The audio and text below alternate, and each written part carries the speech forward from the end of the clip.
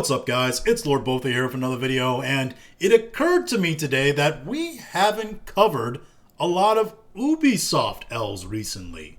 And while we've been busy with other news, they have been racking up L's big time. So I figured it was time. It was time to make another Ubisoft L's video. So let's start with the big financial one, which of course from last week even is, and this comes to us from Insider Gaming, Ubisoft stock prices fall to 12-year low amid company uncertainty. Which uncertainty is a very, very nice way of saying failing.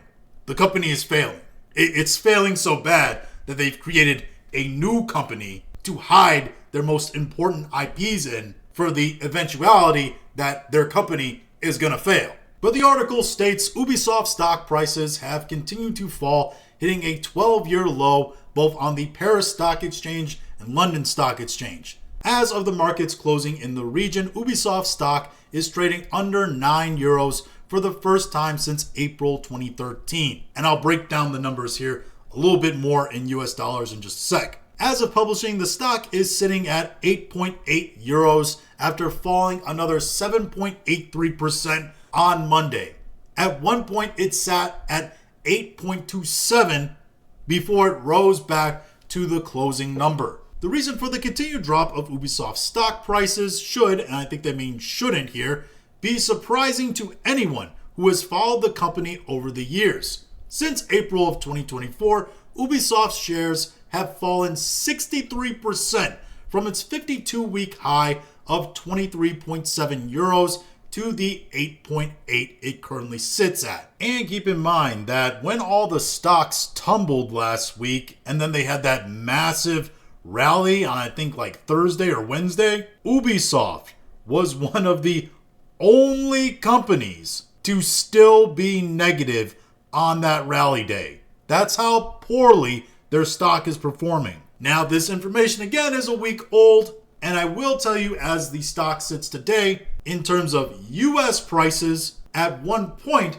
it did actually drop down to under $1.90. $1.83 a share to be exact, which is far from its highs in 2018 when share prices were an all-time high at $23.23. That, of course, is when Assassin's Creed Odyssey came out. It was a massive shift in the series. It was supposed to mark the change of Assassin's Creed into an open world exploration and action adventure RPG rather than the stealth action series that it always was, which was very controversial with some players. I actually liked Odyssey, but I'm an RPG simp.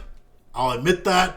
But I get the complaints with that style and the subsequent games they made in that style, because some of the RPG elements in that game are not what I would call fleshed out. Having a very basic dialogue tree is not exactly what I call a complex RPG. Having upgradable, customizable gear is not what I would call a complex RPG. And having a gigantic open world in which a lot of it is empty, and in Valhalla, the next game, it was even worse. That's not what I would call a great open world game. But nevertheless, the game really popped off. It sold really, really well. One of the best selling in the series, and shares rose. That said, since then, they've had a marked fall from grace. And not just are they having a fall from grace financially, mostly because they've invested in products that are gigantic failures, and we'll get into that just a little bit later, but they also are not winning people over in the court of public opinion, because this story has also come out. It's kind of a continuation of a story we already knew about, but this comes to us from Insider Gaming entitled, Ubisoft doubles down on players not owning digital games in the Crew lawsuit. In November 2024, Ubisoft's lawyers started contending with a class action lawsuit raised following the shutting down of The Crew, an MMO-based live service racing game, taking it offline for one and all. That's right, you couldn't access it. It wasn't playable.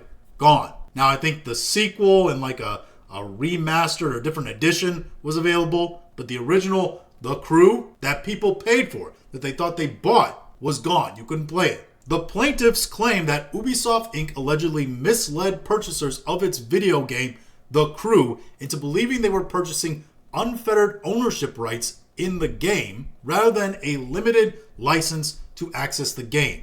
In 2024, Ubisoft's director of subscriptions, which is a wild title to exist in the gaming industry, Philippe Tremblay, went on record speaking about the transformation of gaming from a physical to a digital world. He suggested that players should, quote, get comfortable with not owning their games and instead acquiring limited licenses to play them. Gamers have never forgotten these comments, and even today, folks on social media platforms worldwide will jibe Ubisoft fans with comments about them renting their games. Because yeah, that's what you're saying. If you don't own the games and you're just paying for licenses to play them that may be taken away from you at any time, that's not ownership. That's renting. And this is why there's been so much stress on the idea of owning physical media, right?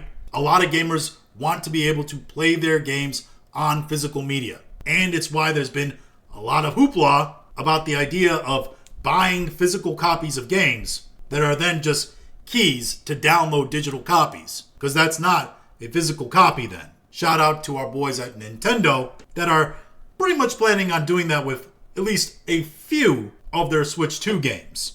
And I will say on that note as well, if we're paying premium prices to own a game, but we don't actually own the game, we're just renting it, shouldn't we pay less just to rent something? Listen, here's the idea. We know Xbox Game Pass exists and PlayStation Plus exists, which, by the way, PS Plus already got a price hike in Latin America and Australia just last week. But if we don't own our games, paying what is expected to be probably $80 to $100 now, given the fact that Nintendo seems to be hell-bent on raising the standard prices of gaming to make it comfortable for other companies to plan on raising the prices of games. And if you don't think that's already happening, well, I got news for you. Not only has PlayStation raised those PS Plus prices like I just talked about, they've also sent out surveys, which I did a video before of, where they're asking PlayStation users about their desires to buy a Nintendo Switch 2 after knowing the price. If you don't think that's them fishing to find out how comfortable people that play on their console are at paying more money for a console, then I don't know what to tell you. Also, there's the fact that PlayStation has also decided to raise prices on the PlayStation in Europe, which is the second price increase on this generation of console. If you don't think that they're going to charge more for games based upon that information, I don't know what to tell you. And if they're going to charge more for games, eventually Xbox, which now looks to be the most affordable console, they're going to probably end up charging at least a little bit more for games eventually. Then everybody charges more for games. So why don't we go to a pure subscription basis then, just to play games, right? Most of the big AAA game studios, right? They're owned by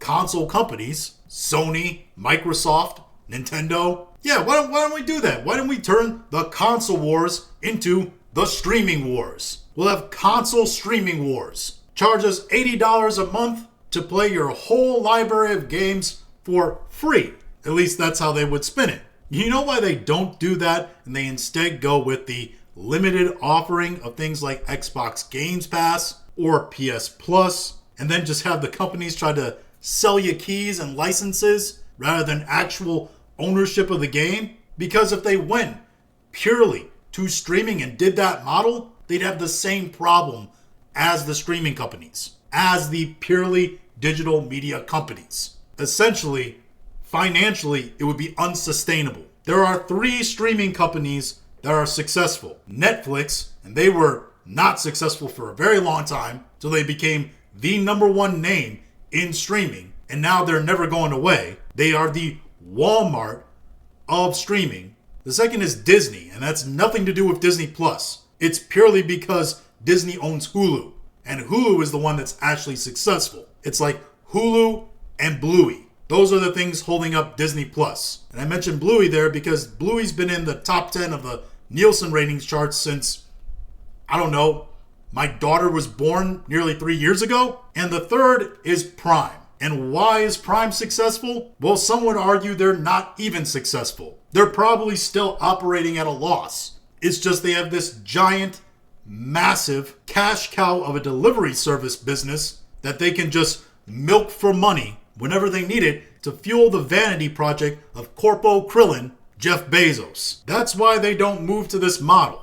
That's why they're okay with companies trying to sell you rentable keys that they can take away anytime they want, and based upon the decision of the court, probably in this lawsuit, determine that you don't own anything and you're paying ownership prices for things that you're actually leasing. So yeah, other than the fact that their stock is hemorrhaging, they look absolutely terrible because they're trying to tell gamers they don't actually own their games, and really gamers are just renting video games for ownership prices, further casting an ugly shadow on the fleecing of customers within the video games industry. Other than all that, Ubisoft is still taking L's, more L's. You thought we were done. No.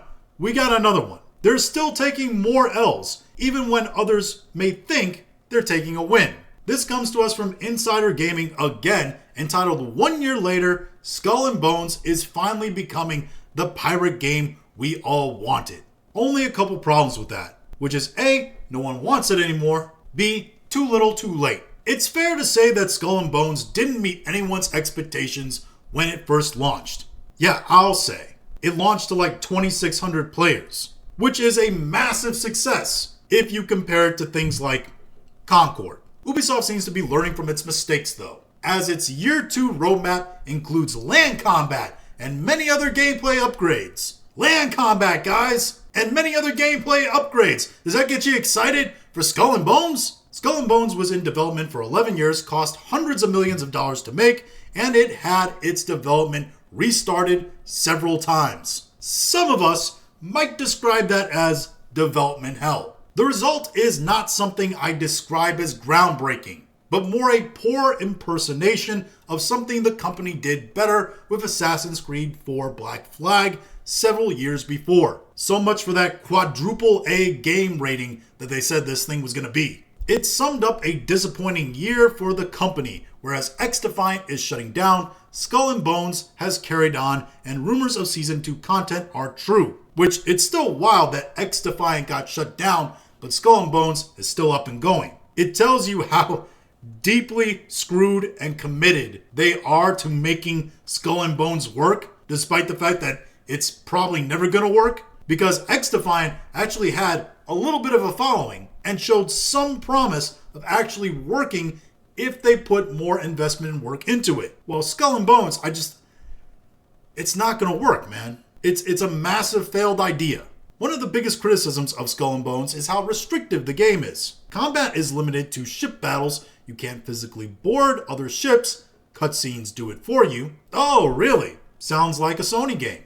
And worst of all, there's no physical fighting with other pirates. Until now. In the Skull and Bones Year 2 showcase, Ubisoft showed off many new inclusions, world tiers, new PvP possibilities, whatever the hell that means, more ships, extra types of pirates, a Kraken fight, and land combat. The new ability to engage in duels with enemies will turn heads. You can use pistols and swords to fend off foes. Pistols and swords to fend off foes, guys. Oh my gosh. I can't believe it. They're doing a thing that you could do in Assassin's Creed Black Flag. Literally, they could have just copy and pasted the sword fighting and pistol mechanics from Black Flag into this game, and I wouldn't be surprised if they did, but they could have done that at the start and had a better overall game that was still going to be a complete copy of Black Flag, minus the story, but wouldn't have been as hollow of an experience. And let's be honest, they copied everything from Black Flag, so why didn't they copy this in the beginning? I don't know. You think in the 11 years and hundreds of millions of dollars they spent on this thing, they could have gotten it done. Also, this whole list right here, world tiers, new PvE possibilities, more ships, extra types of pirates, a Kraken fight, land combat, that whole list there. Sea of Thieves has been doing that for years. Congratulations, guys, you caught up with Sea of Thieves. Anyway, it's resulted in a massive bump for Skull and Bones players. As you can see here, a 24-hour peak of 417 players. That is the most, and this is the kicker, the most since November of 2024, when they had 408 players. With the amount of money and time and everything put into this game, how do you ever, even if they add all the stuff that they just talked about, how do you ever expect people to come back and try this? Nobody cares. Nobody wants this. Partly because they've already missed the window, yes, but also partly because gamers, people actually in tune with the gaming industry, not just the normies who don't care for the reasons I said earlier, but actual hardcore gamers that would actually give this thing a chance if it was updated, are smart enough and in tune enough to know that this game is being run by a company that is going down the toilet. It's about this close from insolvency. Again, so much so that they've started a new company to hide their most precious IPs in. And guess what? Skull and Bones isn't one of them. That probably means that when Ubisoft goes down, Skull and Bones is going to go down too. So why would I play this game if I know it's not going to be around for a lot longer? And that's not even because Ubisoft don't care about it. It's just because Ubisoft as a company isn't going to exist. And all the IPs that are still attached to it are going to be just farmed off for whatever dollar they can get out of it. But it's just wild, man. It's like we went away for like a week from talking about Ubisoft L's just because there was so much news to have to cover. And since then, it seemed like they've just been spamming L's. Their stock price is further in the gutter than it's ever been. They're still making a horrible reputation for themselves with this class action lawsuit and arguing that you don't own your own games, even though you're paying ownership prices. And they've decided to try to update one of their games that is a colossal failure with stuff that people may have been interested in if it was in launch, but now just do not care from a normie gamer perspective and from a hardcore gamer perspective have no interest in because they know the company is going under. So the game's not going to be around much longer. It's just crazy, man. I've never seen a company, maybe in all business, but especially in the games industry, consistently give themselves self-inflicted wounds that eventually drive themselves out of business, at least at this size. I mean, Ubisoft was a titan. They had massive AAA games, titles that we loved, and now they're a whisker away from complete obscurity and insolvency. But those are just my thoughts on all this. If you have your own thoughts, go ahead and leave in the comments. If you liked this video, go ahead and like, share, and subscribe. If you didn't like this video, I appreciate you watching all of it, and we'll talk to you again later.